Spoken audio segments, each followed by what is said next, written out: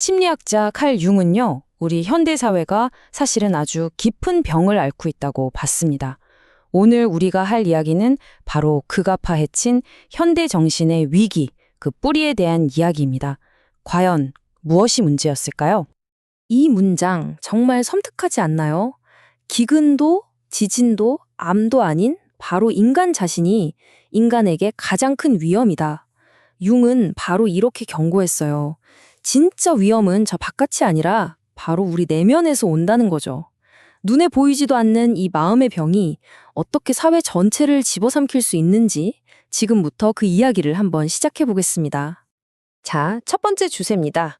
인간의 가장 큰 위험, 바로 정신적 전염병의 위협. 융이 봤을 때요, 우리 문명을 위협하는 진짜 공포는 뭐 전쟁이나 자연재해가 아니었어요. 그가 지목한 건 바로 정신적 전염병입니다. 눈에 보이지 않기 때문에 더 무서운 거죠. 이게 어떤 물리적인 파괴보다도 훨씬 더 끔찍한 결과를 낳을 수 있다고 믿었던 겁니다. 그래서 융은 심리학이 우리에게 가장 필요한 과학이라고까지 말했습니다. 왜냐고요? 이성만으로는 안 된다는 거예요. 우리 안에 그 거대한 무의식적인 힘이 한번 폭발하면 우리의 이성 같은 건 그냥 한 입에 삼켜버릴 수 있다는 거죠. 그러니까 결국 우리 정신을 제대로 이해하는 건 이건 뭐 교양의 문제가 아니라 생존의 문제라는 겁니다. 아무리 냉철한 사람이라도 집단적인 광기 옆에서는 얼마나 쉽게 무너질 수 있는지 융은 계속해서 경고하고 있었던 거죠. 자, 그럼 문제의 핵심으로 들어가 보죠. 도대체 뭐가 문제일까요? 그건 바로 우리 개개인이 거대한 군중 속에 휩쓸려 들어갈 때 바로 그때 우리 정신에 벌어지는 일입니다. 여기 한번 보세요. 개인일 때의 정신과 대중 속에서의 정신, 이 차이가 정말 충격적입니다. 혼자 있을 땐 그렇게 독창적이고 이성적이고 도덕적이던 사람도요, 일단 대중의 일부가 되는 순간 그 좋은 점들이 다 사라져버려요. 마치 서로 상쇄되기라도 하듯이요. 그럼 뭐가 남을까요?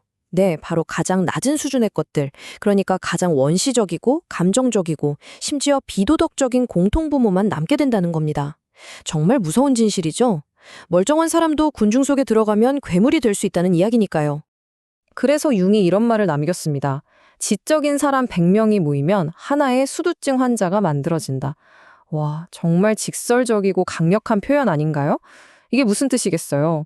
똑똑한 사람들이 모인다고 더 똑똑한 결정을 내리는 게 아니라는 겁니다. 오히려 그 반대죠. 그냥 머리만 비정상적으로 커진 제대로 기능하지 못하는 하나의 존재가 되어버린다는 아주 신랄한 비판인 겁니다. 자, 그럼 구체적인 사례를 한번 볼까요? 융은 특히 나라가 큰 불행에 빠졌을 때 아주 기이한 현상이 일어난다고 봤어요. 사람들이 자신의 모든 힘을 어떤 보이지 않는 거대한 존재에게 다 바쳐버린다는 겁니다. 융은 이걸 국가유령이라고 불렀습니다. 바로 그 존재에게 말이죠. 이 국가유령이라는 건요, 정말 무서운 존재입니다. 마치 신의 자리를 빼앗은 것처럼 군림해요. 추종자들한테는 몸과 영혼까지 다 바치라고 요구하죠. 사회의 모든 에너지를 자기 혼자 다 빨아들입니다. 그리고 가장 위험한 건 개인의 책임감을 완전히 없애버린다는 거예요. 나는 시키는 대로 했을 뿐이다. 이렇게 만드는 거죠. 융은 20세기에 있었던 끔찍한 전체주의 운동들 속에서 바로 이 유령이 어떤 특정 지도자의 몸을 빌려서 현실에 나타나는 걸 똑똑히 목격했던 겁니다. 그 대표적인 예가 바로 아돌프 히틀러입니다. 융은 히틀러를 분석하면서 그를 뛰어난 전략가나 정치가로 보지 않았어요. 그보다는 위기에 처한 독일이라는 국가의 집단 무의식이 터져나오는 매개체, 일종의 영매 같은 존재로 본 거죠. 그러니까 히틀러 개인의 능력이 대단했다기보다는 수백만 대중의 마음속에 있던 무의식적인 열망과 분노가 히틀러라는 사람을 통해서 목소리를 얻고 터져나왔다는 겁니다. 정말 소름 돋는 심리학적 분석이죠. 자, 다음 이야기로 넘어가 보죠. 정신 속의 악마들. 제목부터 좀 섬뜩하죠. 여기서 제가 질문을 하나 던져볼게요.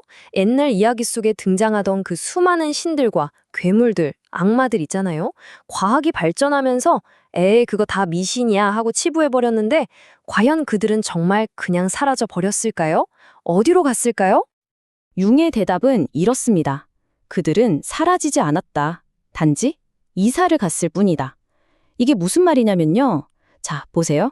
과학이 자연의 모든 신비를 벗겨내고 탈정신화시켜버렸죠? 신화나 영웅 같은 건 다 비과학적인 거라고요. 그랬더니 이 정신적인 힘들이 갈 곳을 잃어버린 겁니다. 그래서 어떻게 됐을까요? 자연에서 쫓겨난 이 힘들이 슬그머니 우리 인간의 무의식 속으로 들어와 자리를 잡았다는 겁니다. 결국 우리는 우리도 모르는 사이에 악마의 꼭두각시가 되어버렸다는 거죠.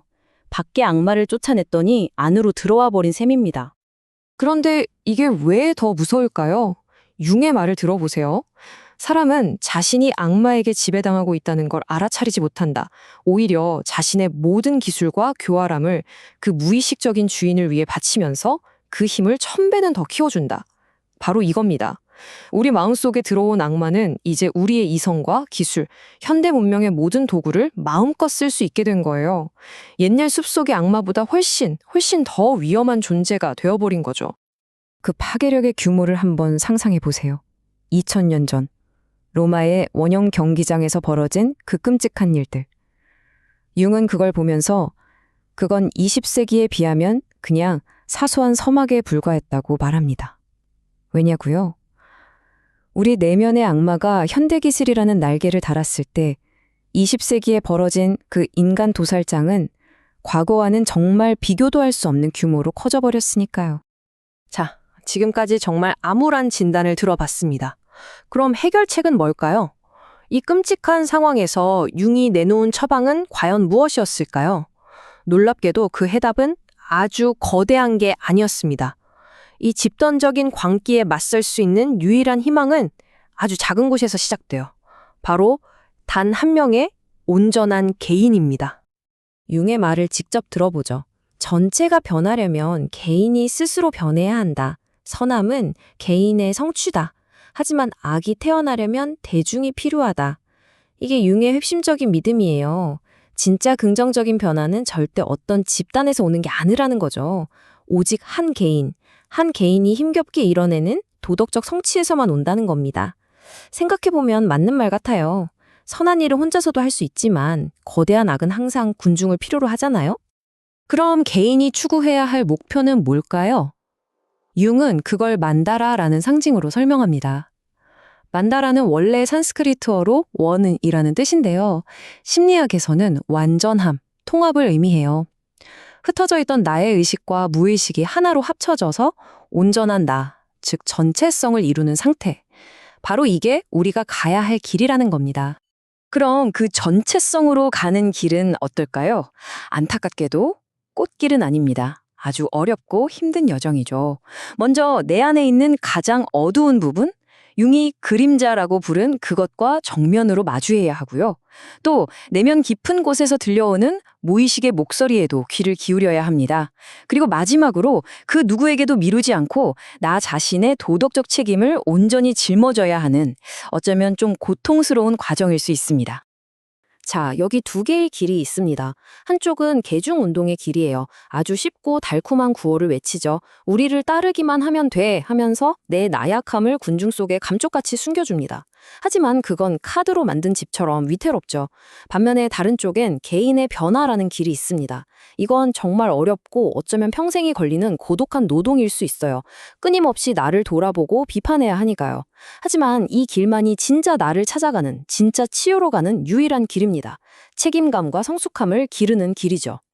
오늘 이야기의 마지막은 융의 이 강력한 문장으로 맺고 싶습니다.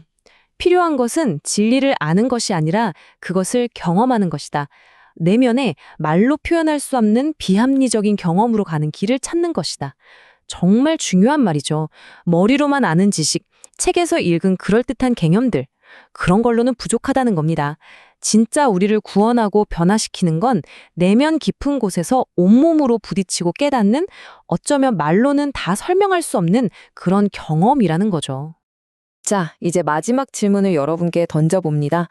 디지털 세상 속에서 수많은 군중이 생겨나고 전 세계가 극심한 양극화로 몸살을 앓고 있는 지금 혹시 우리는 융이 거의 100년 전에 경고했던 바로 그 정신적 전염병의 한가운데를 살고 있는 건 아닐까요?